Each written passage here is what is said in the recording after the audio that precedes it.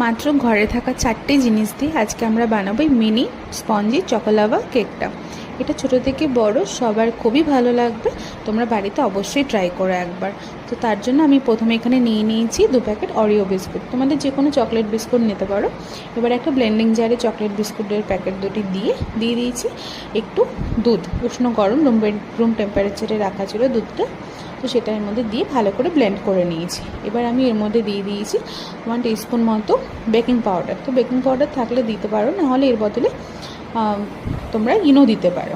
তো আমি এবার তারপরে একটা আপাম প্যান গ্রিস করে নিয়ে ওর মধ্যে চকলেটের ব্যাটারটা দিয়ে আর একটু করে চকলেট চাঙ্কস দিয়ে আবার কভার করে দিয়েছি চকলেটের ব্যাটারটা দিয়ে। তো হয়ে গেলে এবার একটা তাওয়া গরম করতে বসিয়ে দিয়ে আপাম প্যানটা রেখে দিয়ে 5 থেকে 7 মিনিট এটা ঢাকা দিয়ে করে নিলেই রেডি হয়ে যাবে আমাদের মিনি স্পঞ্জি চকোলাভা কেকটা। খুব ভিতরে পুরো চকলেটটা পুরো মেল্ট হয়ে গেছে। এটা ছোট থেকে বড় সবার ভালো লাগবে, তোমার বাড়িতে অবশ্যই ট্রাই করবে। তো আমার মেয়েটা খুব ভালোবাসে খেতে, তো আমি সেই জন্য ওকে এটা বানিয়ে দিই মাঝে মধ্যে। তোমরা অবশ্যই ট্রাই করো।